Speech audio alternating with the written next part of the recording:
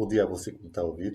Hoje vou debater o tema Fim do Mundo, a Bíblia e a Atualidade. O que a Bíblia nos fala sobre o fim do mundo e estaremos nós a viver esses tempos do fim do mundo. Vamos abrir a nossa Bíblia. Vamos abrir a nossa Bíblia em Mateus 24.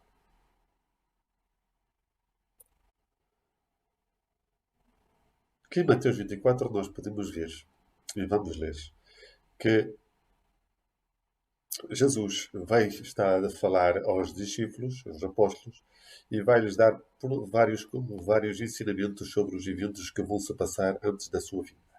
Porque os discípulos assim lhe perguntaram, no versículo 1, se você for ler.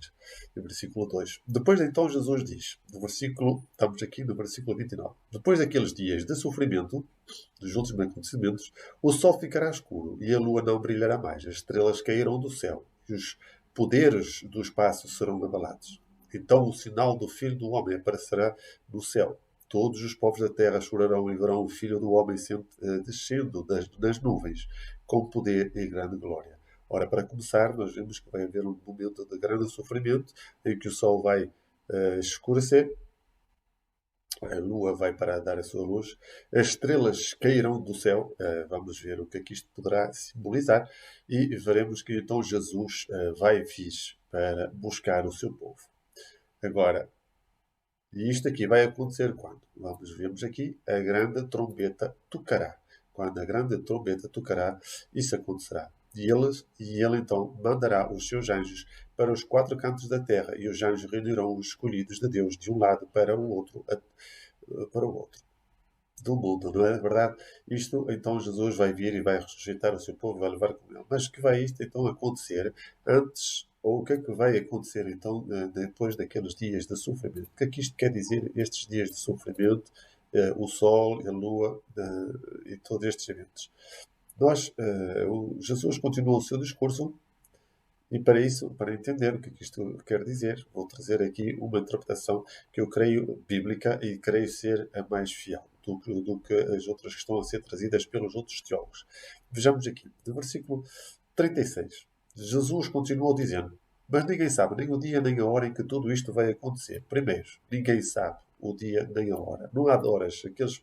Não se pode dar datas nem horas, certo?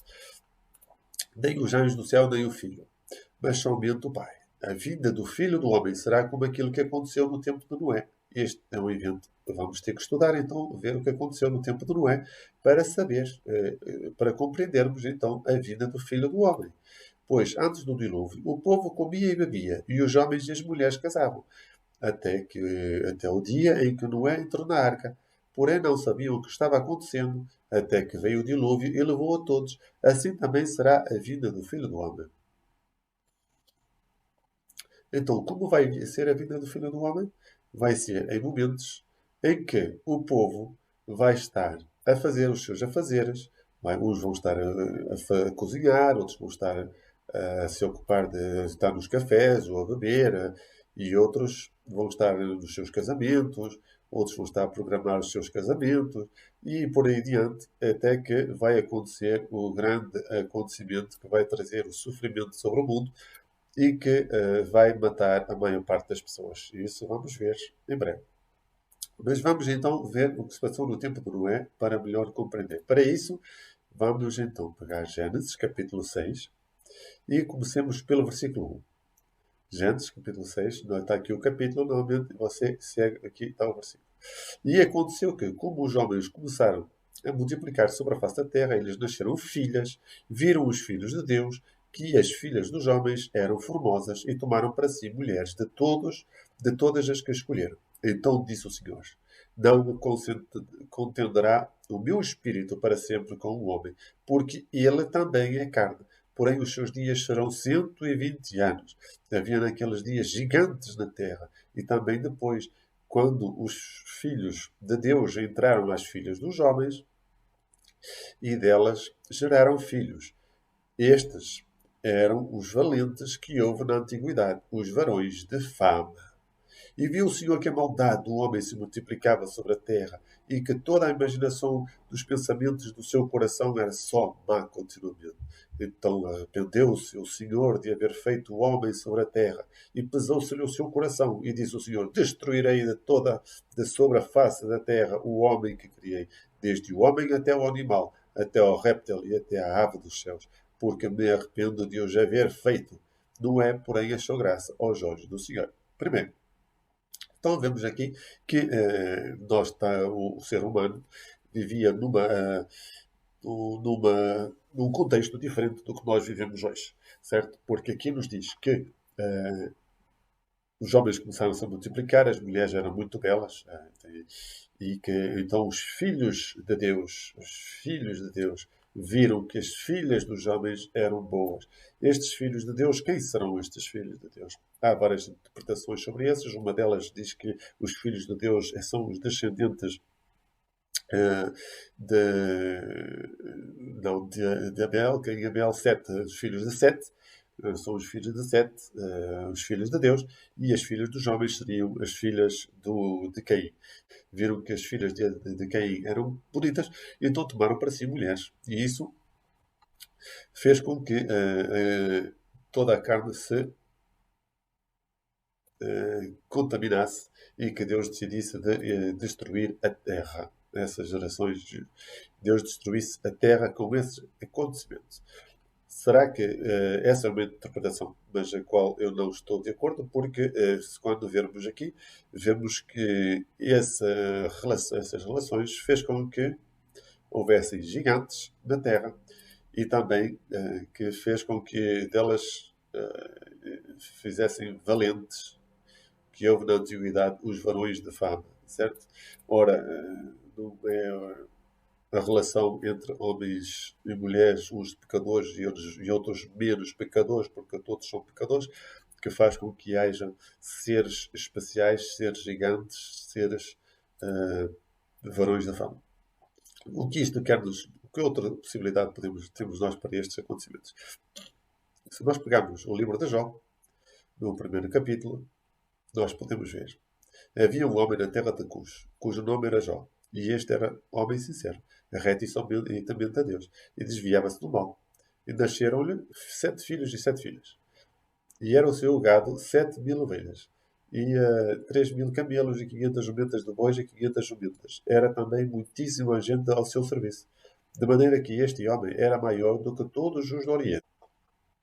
Bom, temos aqui um homem na terra de Uz, que este homem, vamos ver, ele santificava e se levantava de madrugada e oferecia holocaustos segundo o número de todos os seus filhos.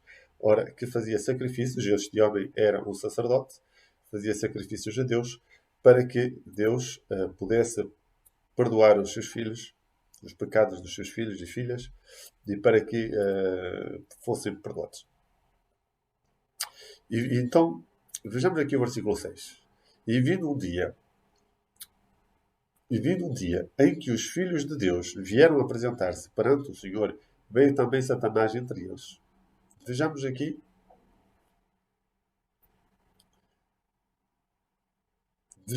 os filhos de Deus. Este evento só nos acontece aqui, praticamente depois do livro de Noé, do acontecimento de Noé, em Gênesis capítulo 6, temos aqui outra vez esta expressão filhos de Deus, cuja ela não aparece noutros livros, vai aparecer depois mais tarde, mas nos livros antigos ela aparece aqui outra vez. E vieram apresentar-se perante o Senhor. Veio também Satanás entre eles. Então o Senhor disse a Satanás: De onde vens? E Satanás respondeu ao Senhor e disse: De rodear a terra e passear por ela.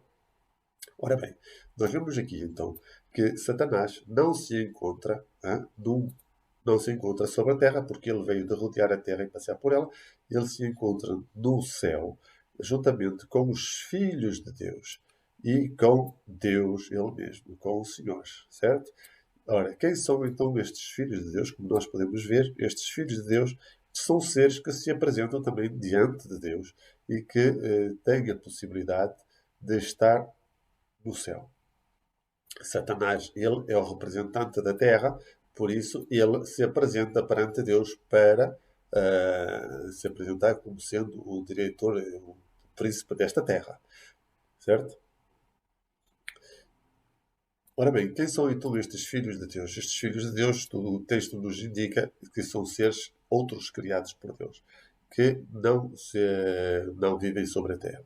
Ora, então isto nos leva a compreender que antes do dilúvio, depois de Adão e Eva e do seu pecado, os seres, Adão e Eva e os seus descendentes, humanos, tinham um certo contacto ainda com os seres celestiais. E isso fazia com que esses seres celestiais podiam ter um certo contacto sexual também com os seres humanos. E disso surgiu então os que o texto nos estava a dizer, mostravam-nos que davam certos seres, os gigantes e outros tipos de seres, certo? Os valentes, quase semideuses. O que faz com que este texto nos mostra então que estamos aqui em presença de homens, ligação de homens, no livro de Gênesis, né? Quando aconteceu o dilúvio, vai haver o dilúvio depois que vai acontecer, porque Deus vai dizer que a violência foi muito grande e que vai haver então a destruição da terra pela água, em que todos os homens vão morrer, somente Noé e suas famílias, sua esposa e seus filhos, 3 filhos e suas 3 noras vão sobreviver, juntamente com os animais que estavam na arca. Todos os outros seres vão morrer afogados. Só os seres que vivem na água, esses vão sobreviver. Certo? Então, passa-se que os filhos de Deus que a Bíblia nos fala aqui, que a Bíblia nos fala destes eventos, mostra-nos que há uma ligação, quando há uma ligação entre seres celestiais, seres poderosos, juntamente com os homens, e que isso leva à destruição da Terra. Isso que eu queria falar e salientar, que mais outro ponto que eu quero salientar é que todo o texto, Gênesis capítulo 6, capítulo 7, capítulo 8, mostra-nos, deixa-nos a entender que é Deus o causador do dilúvio, que Deus então viu que a humanidade estava numa situação de pecado imenso, então Deus vai decidir destruir os homens e recomeçar, como se fosse recomeçar uma segunda criação, com Noé e suas famílias. Mas nós vemos, primeiramente, que não é o sucedido, porque aqui nós vemos no texto de Jó vemos que Jó era um homem temente a Deus, era um homem que era sacrificador. Jó era, Jó era sacrificador, era um homem temente a Deus, mas não deixava de ser homem. E Deus, no texto que vamos seguir, se você for continuar a ver, você vê aqui no versículo 6, e vindo um dia em que os filhos de Deus apresentaram perante o Senhor, veio também Satanás entre eles. Então o Senhor disse a Satanás, de onde vens? E Satanás respondeu ao Senhor e disse, de rodear a terra e passear por ela. Disse o Senhor a Satanás, observaste tu a meu servo Jó? Porque ninguém há na terra semelhante a ele, homem sincero e reto e temente a Deus, e desviando-se do mal. Então respondeu Satanás ao Senhor e disse, porventura temes Jó a Deus de balde? Porventura não o cercaste tu de bens a ele, e a sua casa, e tudo quanto tem, a obra da sua mão abençoaste, e o seu gado está aumentando na terra. Mas estende a tua mão e toca-lhe em tudo quanto tem, e verás se não blasfema de ti e da tua face. E disse o Senhor a Satanás, eis que tudo quanto tem está na tua mão, somente contra ele não estendas a tua mão. E Satanás saiu da presença do Senhor. Ora, isto é muito importante. Nós podemos ver que aqui o que o texto nos mostra é que Satanás diz que se Deus tocar nas coisas, se amaldiçoar a Jó, Jó vai acabar por blasfemar de Deus, mas Deus lhe diz a ele que não, faz tu isso, porque Deus não é um Deus que vai provocar o mal, é um Deus de bem, Deus de amor, mas dá autorização a Satanás para o fazer. E em todo o livro de Jó, depois vamos ver que Jó vai perder todos os bens que tem, mesmo os seus próprios filhos vão morrer, e Jó vai mesmo perder a sua saúde, mas Deus vai estar sempre presente ao pé dele, mesmo se Jó vai culpá-lo do mal que lhe está a acontecer, mas e Deus não nega que é Deus na origem desse mal, mas não é Deus que está a provocar o mal, quem está a provocar o mal é Satanás.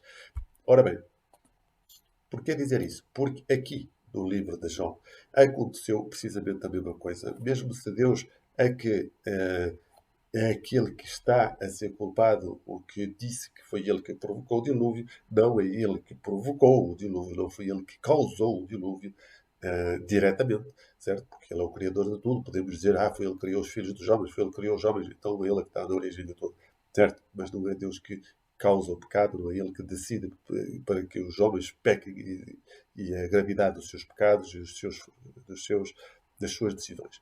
Certo? O homem tem a liberdade de tomar as suas decisões e aqui o que nos diz, capítulo 6, é que estes varões, estes homens gigantes, estes homens filhos de homens, filhos de certo, estas filhas, filhos de homens e estes homens, eles vão fazer com que a terra seja destruída no tempo de Noé. E por isso Deus, conhecendo o que vai acontecer, Deus prepara Noé e a sua família para que essa família possa se salvar dos eventos que se vai passar. Ou seja, havia um equilíbrio na natureza tal, no tempo antes do dilúvio, que Deus sabia que os homens, aquilo que eles estavam a fazer, ia levar à destruição precisamente desse equilíbrio e ia provocar um grande dilúvio. Deus então decide de salvar uma família através da criação de um barco, né, enorme, no qual iria pôr a família de Noé e a sua família e Noé juntamente com os animais. Isso foi o que aconteceu no tempo de Noé, certo? Nós vamos ver agora em Apocalipse, capítulo 16, em vez, porque Jesus disse que os eventos que aconteceram com o tempo de Noé é aquilo que vai acontecer no fim. Vamos ver então o que a Bíblia nos fala sobre os eventos finais. Em seguida, o sexto anjo derramou a sua taça no grande rio Eufrates. Versículo 12 aqui. O rio secou, a fim de se abrir um caminho para os reis, aqui está falando do plural, hein? Os reis está no plural, os reis que vêm do Oriente, certo? Os reis que vêm do Oriente, e então vi três espíritos imundos que pareciam rãs, que saíam da boca do dragão, da boca do monstro, outras versões têm da boca da besta, e da boca do falso profeta. Ora bem, vamos ver aqui, se continuarmos a ler, vamos ver aqui, certo? Podemos ler o versículo 14. Eles são os espíritos maus que fazem milagres. Esses três espíritos vão aos reis do mundo inteiro, a fim de os ajuntar para a batalha do grande dia de Deus, o Todo-Poderoso. Certo? É uma grande batalha. E que em versículo 16 diz assim: Depois os espíritos ajuntaram os reis, do lugar que em hebraico é chamado de Armagedon. E por último, então vai acontecer uma sétima taça. Derramou a sua taça no ar, e quando a taça será derramada no ar, então uma voz veio do trono do templo dizendo: Está feito. Está feito. Aqui, então, o que eu quero salientar aqui neste texto, capítulo 16, muito importante, eu depois poderei fazer um vídeo, se lhes interessar, sobre o capítulo 16 de Apocalipse. O que está feito, poderemos ver, o plano da salvação. Houve relâmpagos, estrondos, trovões e um violento tremor de terra tão grande como nunca houve igual desde a criação dos seres humanos. Foi o pior de todos. Né? Foi o pior de todos. Foi o pior de todos. E a grande cidade se quebrou em três cidades. A grande cidade, isto é muito importante, se quebrou em três partes. E as cidades de todos os países foram destruídas. Deus lembrou-se da grande Babilônia. Aqui não vamos continuar a ler, porque senão fica muito longo o nosso texto, o nosso vídeo. Ora, vamos ver que a partir do momento que cai o sétimo anjo, quando a partir do momento que ele derrama a sua taça no ar, vai acontecer então a destruição da grande cidade e das outras cidades da terra e vai-se levar à destruição da terra. Isso vamos ver noutros textos. Mas aqui, o que eu quero salientar então, aqui no versículo 12, diz aqui que vamos então ter aqui uns reis que vão vir do Oriente, que vão fazer a guerra aos três espíritos imundos, os quais são o dragão, o monstro e o falso profeta. Quem é o dragão? Se nós pegarmos Apocalipse capítulo, vamos ver mesmo aqui assim. Não quero ver isso, quero ver um capítulo só. Se formos ao capítulo 20 de Apocalipse, quando vamos aqui a Apocalipse capítulo 20, vamos ver. E então vi descendo do céu um anjo que tinha nas mãos a chave do abismo e uma corrente pesada. Ele agarrou o dragão. Deixamos aqui para saber quem é o dragão. Ele agarrou o dragão. Aquela velha cobra, certo? Que é o diabo ou Satanás. Ora, o dragão não é nada mais que a cobra, que o diabo, que Satanás. Que vemos nós então em Apocalipse capítulo 16?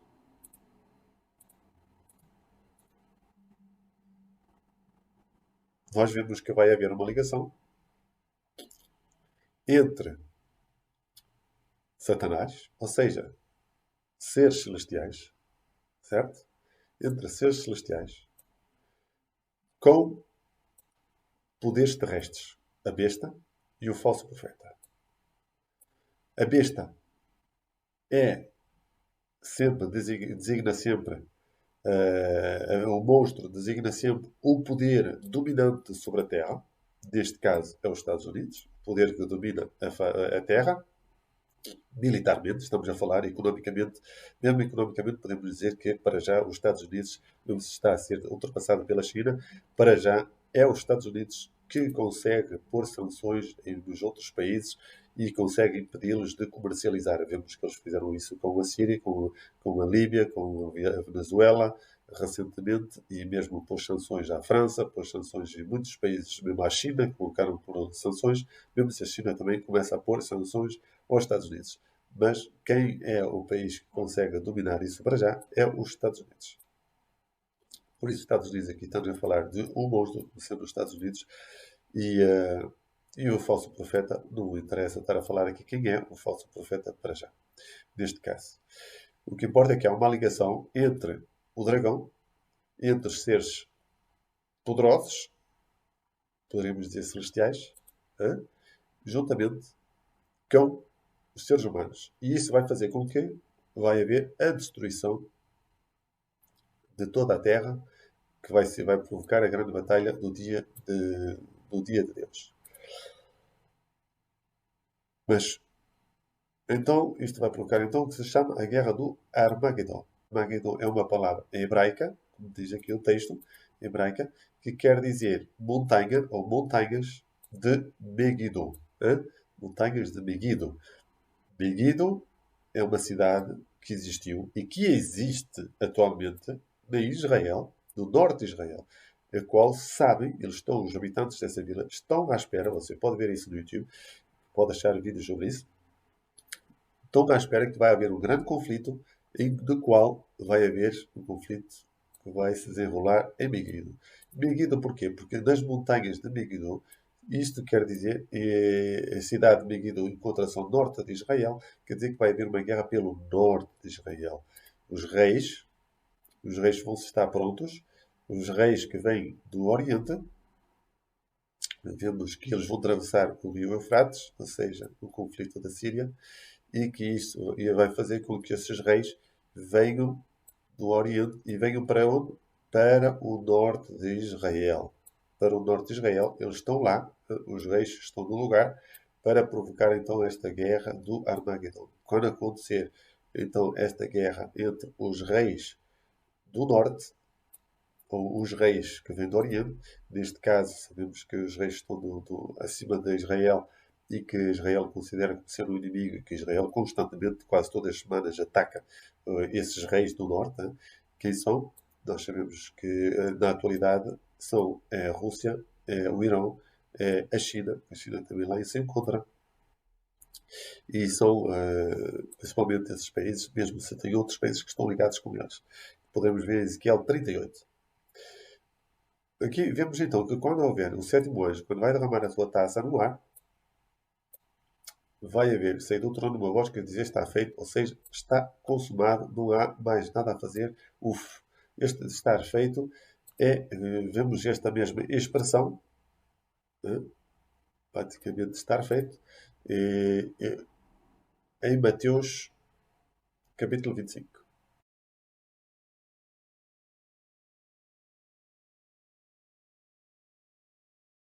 Acontecimento que se passou parecido com este, quando Jesus está a falar então em Mateus capítulo 25, que fala sobre aquilo que vai acontecer nos últimos eventos, e vemos aqui que à meia-noite se ouviu então das 10 virgens, na história das 10 virgens, que é uma imagem daquilo que vai acontecer nos últimos eventos.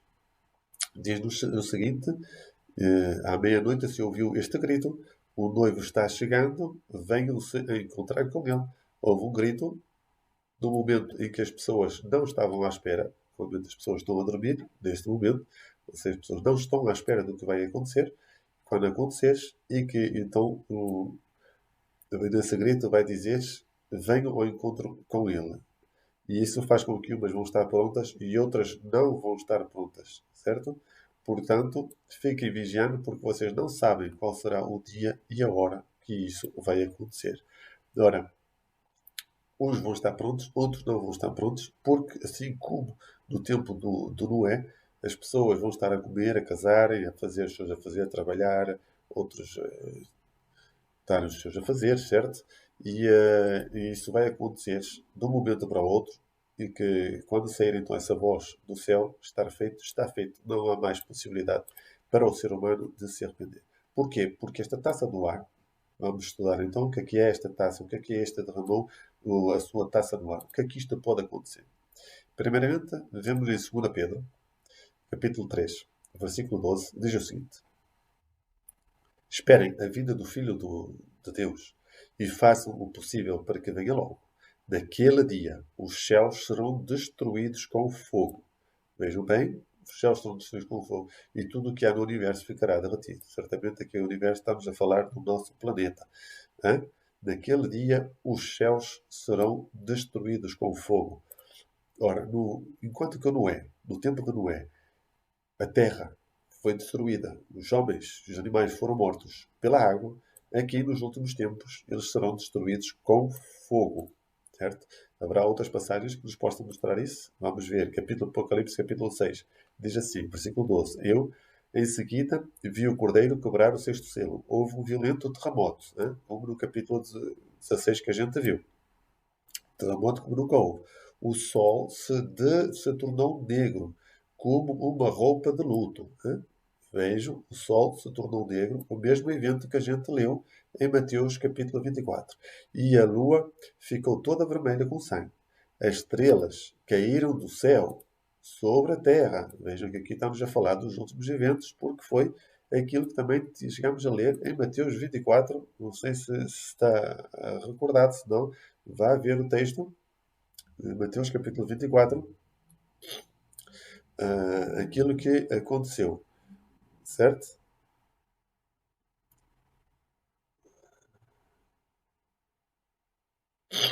Aqui, vejam aqui no capítulo Mateus 24, as estrelas caíram do céu. Estamos aqui a discutir, a falar sobre o mesmo evento, aquilo que vai acontecer antes da vinda de Jesus, o evento que vai levar a fazer com que Jesus venha. Pois, como os figos verdes caem da figueira sacudida por um vento, o céu desapareceu.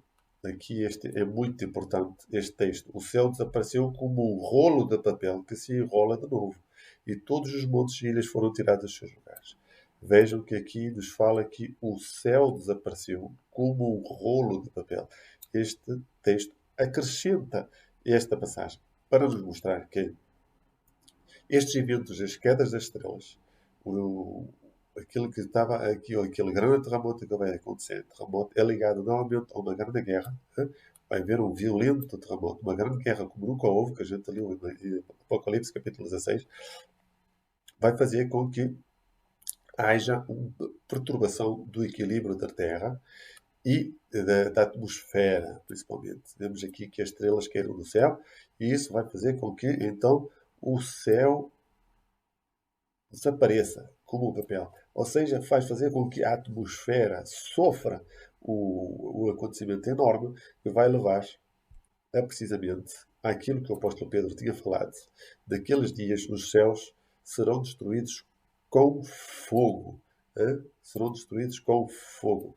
E como poderá isso acontecer? Como é que até a atmosfera pode ela ser destruída e fazer com que a atmosfera seja destruída com fogo? Ora, outro ponto, enquanto que o dilúvio foi por água, aqui na Terra, no céu, nos últimos eventos, então nós vemos que a destruição será com fogo. Como poderá isso acontecer? Já há muitos anos que esse evento poderia ter acontecido, mas nunca aconteceu. Porquê? Porque havia outros eventos que teriam que acontecer e que a Bíblia nos diz que iriam acontecer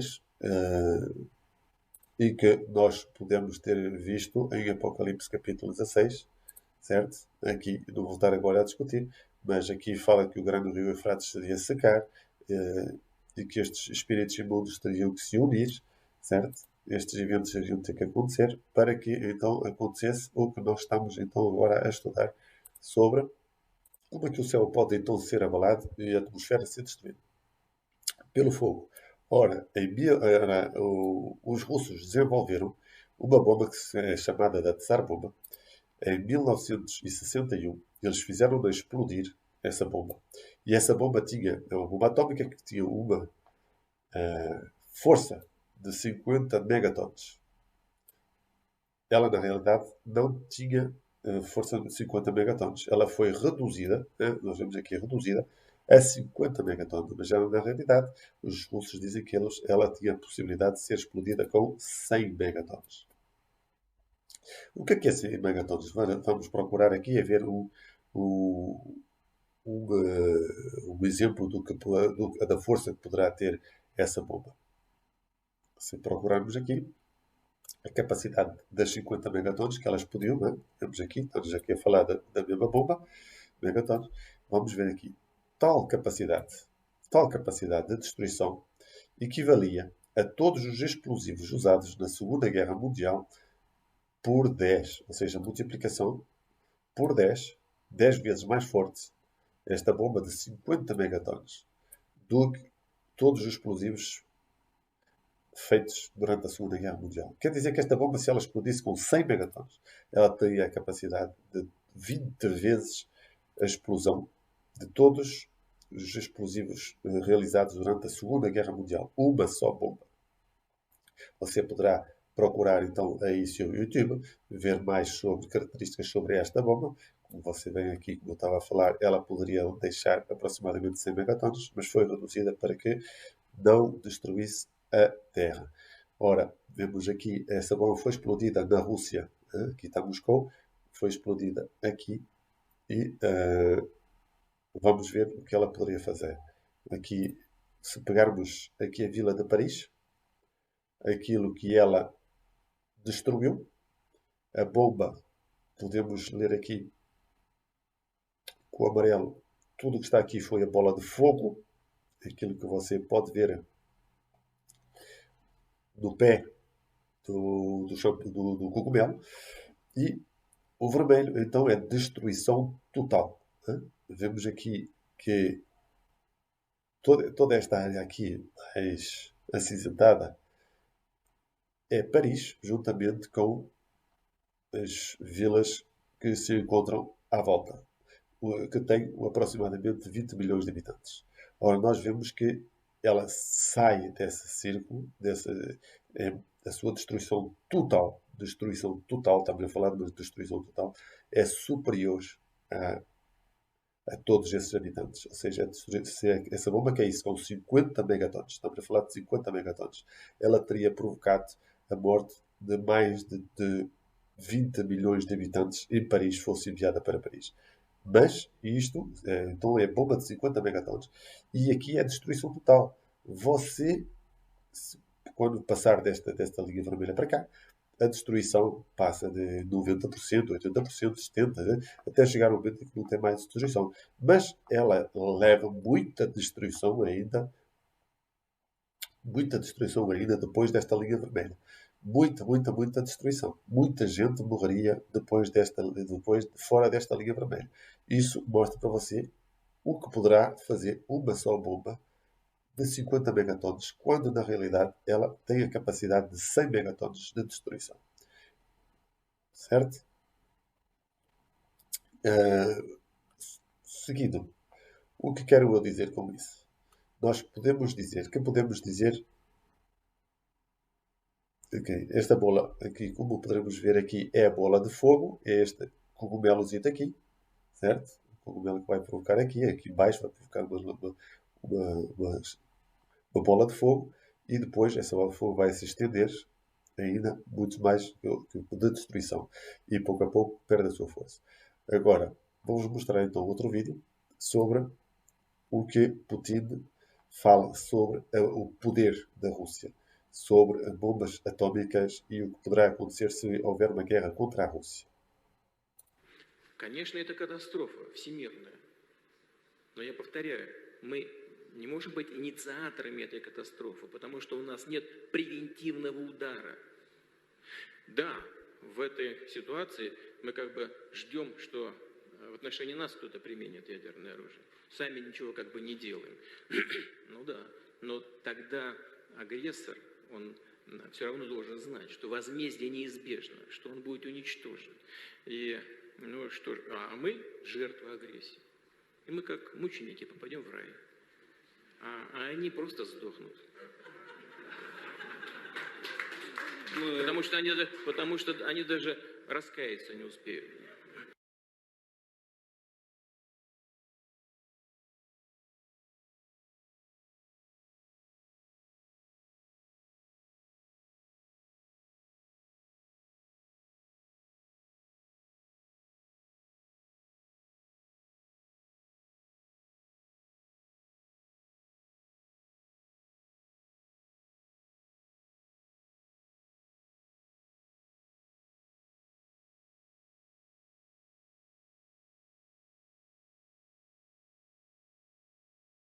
Ora, como você vê, o Putin fala que ninguém ficará vivo se houver uma guerra contra os russos. Noutros vídeos ele mostra que se alguém atacar com um míssil contra a Rússia vai enviar direto bombas atómicas. E isso vai demorar alguns segundos para que aconteça esse evento. E em poucos minutos, normalmente o Putin num vídeo fala que 2 minutos é o que eles precisam para destruir as vilas costeiras dos Estados Unidos. 2 minutos. E quando fala das vilas costeiras dos Estados Unidos, poderemos dizer também vilas costeiras da Europa. Londres, Paris e outras grandes cidades, Bordeaux e outras cidades que se encontram na Europa, países que são aliados dos Estados Unidos contra a Rússia.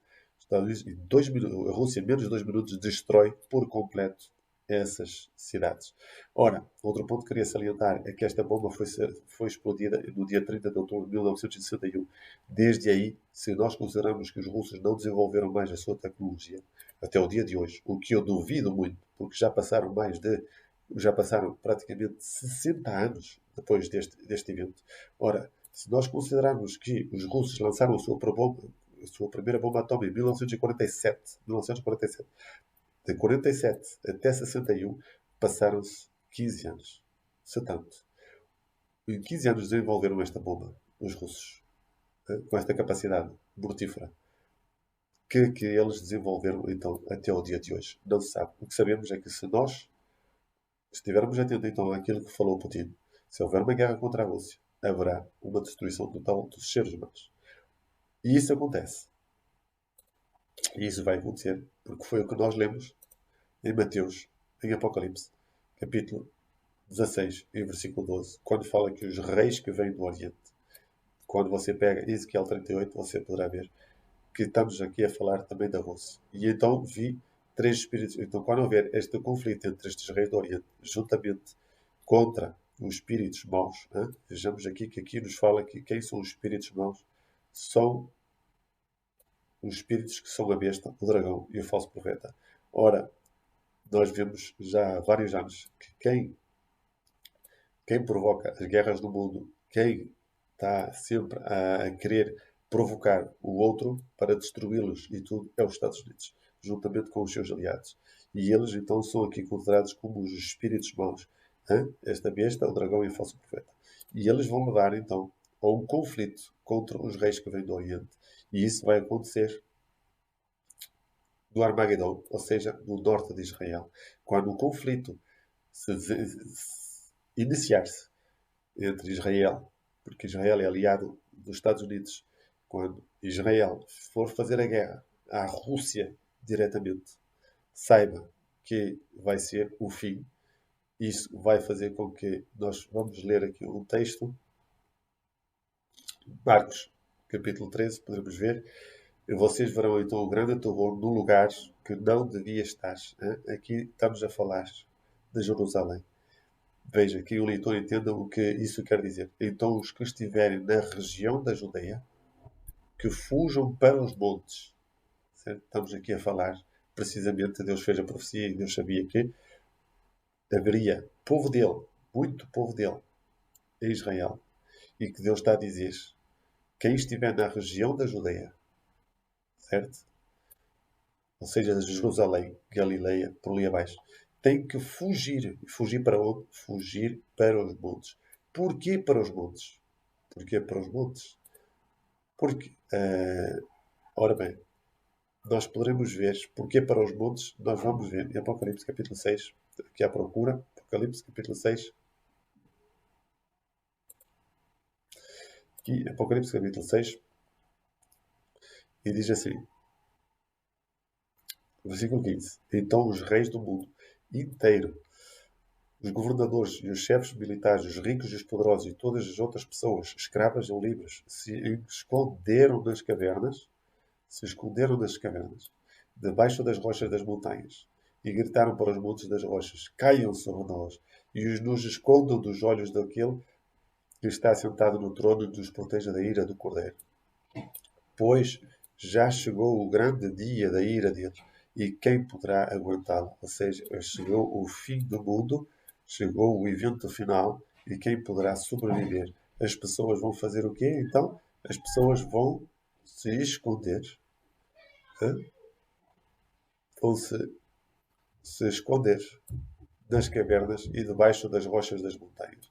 Porquê que então a Bíblia estava a dizer que aqui que para fugir para os montes? Precisamente porque a atmosfera vai ser destruída, como a gente tinha lido em Apocalipse capítulo 16, a atmosfera vai ser destruída e só quem conseguir se refugiar em montes, em abrigos antinucleares, onde poderão se proteger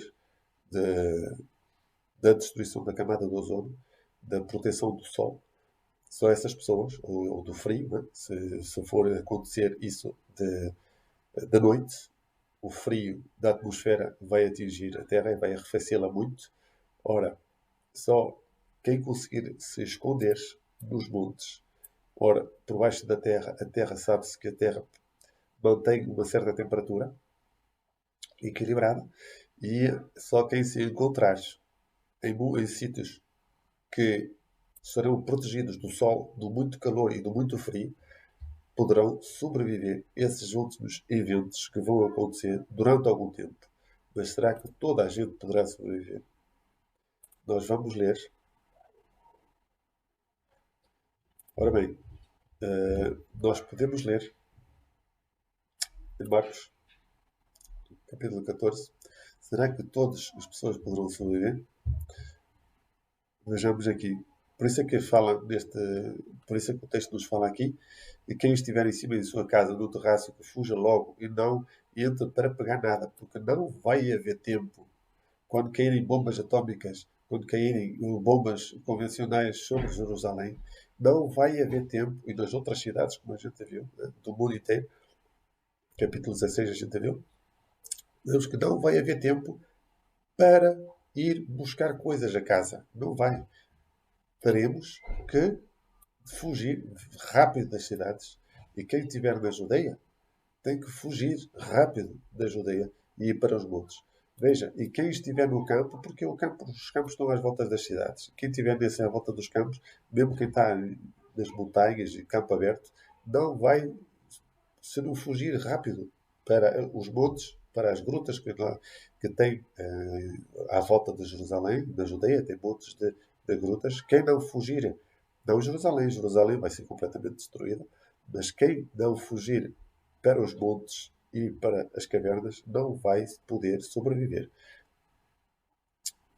Aqui diz que não dá tempo sequer para ir buscar as suas roupas.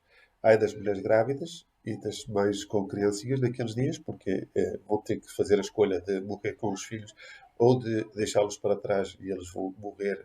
Não dá tempo para que essas crianças possam correr a tempo para se habilitarem. Ora, aqui nos fala para que oremos para que isso não aconteça de inverno, porque o frio será tal que poderemos morrer em poucos minutos, porque naquele dia haverá um sofrimento tal como nunca houve desde que o céu foi criado no mundo e nunca mais acontecerá. Uma coisa igual. Agora vejamos este tempo aqui. Agora, para terminar, quero falar deste último evento. Porém, o Senhor diminuiu esse tempo de sofrimento. Se não fosse assim, ninguém seria salvo. Nem os que conseguem entrar em cavernas, nem os que conseguem entrar em abrigos antinucleares será salvo se Jesus não vier logo. Ou seja, estamos num acontecimento que, não como do Noé, no qual Noé também, bom, Deus teve que vir intervir porque Noé teve que orar, porque já se fazia muito tempo que estava na arca e certamente estava a ficar com falta de alimento. E ele teve que orar a Deus para que Deus pudesse intervir para que Noé pudesse pousar a sua arca e os animais pudessem procurar comida fora. E aqui vemos que vai acontecer praticamente a mesma coisa. Os que estiverem nas grutas, os que estiverem escondidos, se Cristo não vier, ninguém será salvo. Mas por causa do povo de Deus, que Deus escolheu para salvar, esse tempo já foi diminuído. Ou seja, vai ser diminuído esse tempo, mas pode ter a certeza que você vai ter que fugir para as grutas, para abrigos antinucleares, para cavernas, para tentar sobreviver o máximo de tempo possível, enquanto Cristo ainda não vem. Certo? Ora bem, nós, agora para terminar, veja o capítulo 16. Capítulo 16, Apocalipse, capítulo 15. Escutem, eu venho como um ladrão. Né? Como você vê, se os russos podem destruir a atmosfera em poucos minutos, isso pode também fazer com que a vinda de Jesus seja como um ladrão, porque se você se encontrar a dormir, veja que 2 minutos não lhe dá tempo para você fugir das suas cidades, se você mora numa grande cidade, e também vai dar pouco tempo para você se refugiar das grutas e dos abrigos antinucleares. Quando isto acontecer, se você se encontra no momento de estar a dormir, mesmo se você estiver acordado, você verá que terá que estar muito conectado à internet para que receber as últimas informações, para que realmente você possa agir com muita urgência quando isso acontecer. Diz aqui: feliz aquele que vigia e toma conta da sua roupa. As roupas é a sua pureza, a fim de que não ande nu e que não ficar envergonhado em público. Ou seja, porque que temos que procurar ter a nossa roupa em estado puro para poder entrar no céu? Porque quem entra no céu são pessoas que têm as vestes de Cristo. Ora, nós somos chamados a ter as vestes de Cristo constantemente, porque se nós temos outro tipo de roupa que aquela que Deus nos deu, se nós procurarmos uma salvação diferente daquela que Deus nos propõe, a saber, através da morte de Jesus, a aceitar o seu Evangelho, a sua promessa, nós teremos outro tipo de roupa e outro tipo de roupa não entra no céu. Só entra no céu quem estiver vestido com as vestes de Cristo e que tiver uma relação com Cristo diária. Você procure a paz com Deus, procure viver uma vida em harmonia com Deus, para que você esteja com as vestes de Cristo, porque isto, quando acontecer este evento, certo? Você não vai ter tempo para ir procurar novas vestes. Não vai ter tempo para ir procurar arrependimento. No tempo, podemos morrer de um momento para o outro e não há mais tempo para isso. Para o arrependimento, certo? Esta guerra vai ser muito rápida e os homens vão ser destruídos em muito pouco tempo. Ora, estes eventos vão ser muito rápidos, vai ser muito. Nós não vamos ter tempo para procurar pastores, não vamos ter tempo para procurar cristãos que nos possam falar sobre a vinda de Cristo, sobre como ser salvo, porque quando isto acontecer, não há mais possibilidade. O tempo para a salvação é hoje, meu senhor. É agora que você precisa procurar uma união com Cristo. Não estou a pedir, não estou a dizer que você deve ir a uma igreja cristã, a tal igreja ou a tal igreja, instituição. Não estou a dizer isso. Isso aí é você de procurar com Cristo como fazer para procurar a salvação em Jesus Cristo. Certo? Porque a salvação está na Bíblia. A Bíblia mostra como você pode fazer para ser salvo. Não é instituições para obter sempre os seus interesses. E todas elas, umas dizem que elas são boas e outras, não, outras são instituições do diabo ou ensinam o erro. Todas elas ensinam o erro, todas elas ensinam verdades. Toda a instituição cristã ensina verdades e você procura com a Bíblia, com a palavra do Senhor, se unir a Cristo e não a uma instituição religiosa. Por isso, procure a sua vida se unir a Cristo através, normalmente é o batismo que isso acontece, mas não voltar aqui a falar de tudo como fazer para você ser salvo, mas é muito importante que você saiba que não é uma instituição que salva cristã, é a sua união com Cristo, você, a sua união com Deus, que você procura ser unido a Deus e procure realmente aceitar os planos de Deus para si e aceita a vida eterna que Ele lhe quer oferecer. E procure ser uma pessoa que ama o seu próximo, que ama mesmo o seu inimigo. Alguém que procura fazer o bem, procura fazer o bem aos outros, aquilo que gostaria que fizessem por si. Não dá tempo para você procurar salvação quando estes eventos vão acontecer. Porque então disse eu, vou salientar aqui mais dois pontos, porque disse eu que a grande cidade, aqui, a grande cidade se quebrou em três partes, que esta grande cidade é Jerusalém. Como nós vimos no texto de Mateus 24, diz lá mesmo que os que estiverem na Judeia têm que fugir, certo? E porquê que então estamos a falar sempre parece que localmente, geograficamente, estamos a falar de Jerusalém. E porquê que eu digo que é Jerusalém? Vejamos aqui Apocalipse, capítulo 11, versículo 7. Apocalipse, capítulo 11, versículo 7. Quando as duas testemunhas acabarem de anunciar a sua mensagem, ou seja, quando os crentes do Antigo Testamento e do Novo Testamento, as duas testemunhas é o Novo Testamento e o Antigo Testamento, quando elas acabarem de anunciar a sua mensagem, ou seja, quando o tempo se acabar da terra, da possibilidade da salvação, o monstro que vem do abismo lutará contra elas, contra o povo de Deus. E ele vencerá e as matará. O monstro, ou seja, a besta. A besta, aqui noutra versão bíblica, é a besta. A besta vai lutar contra o povo de Deus, vai provocar a última destruição terrestre, não vai fazer uma perseguição a cristãos, não vai fazer perseguição a uma instituição religiosa, que está a dizer que vai haver, de acordo com os textos que nós lemos, e outros textos pode-se ler, a besta vai provocar uma guerra, que vai fazer uma guerra contra os reis que vêm do Oriente. E essa guerra vai fazer com que haja destruição e vai matar a toda a gente. E os seus corpos ficarão na rua principal da grande cidade. Veja que aqui fala a grande cidade também, assim como o Apocalipse fala aqui da grande cidade, certo? Qual é esta grande cidade? Apocalipse, versículo 11, nos fala onde o Senhor delas foi crucificado. Quem foi crucificado foi Jesus. Aqui está a falar de Jesus. O Senhor é Jesus. Então, a cidade na qual Jesus foi crucificado foi Jerusalém, não foi outra. Por isso, saiba que, com aquilo que eu estava a dizer, quando este conflito acontecer no Armagedon, ou seja, no norte de Israel, entre Israel juntamente com os reis que vão do Oriente, a Rússia, China, Irão e Síria e outros países, saiba que quando esse conflito acontecer, não haverá mais tempo. Você tem que fugir para os montes. Fugir da Judeia, fugir das suas cidades onde você se encontra. Se você ainda tiver tempo para fugir, duvido que terá muito tempo para fugir. O tempo é hoje para você sair das grandes cidades. Não estou a dizer ir para os campos e para os montes, estou a dizer saia das grandes cidades, porque o que vai acontecer vai ser muito grave. Mas necessário é também ter umas grutas à volta, é necessário é ter abrigos antinucleares, porque o que vai acontecer vai-te levar à destruição de todo o mundo. Veja aqui, no capítulo 12, para terminar, de Daniel. E o anjo continuou dizendo: Nesse tempo aparecerá o anjo Miguel, que fala de Jesus militar, o chefe militar.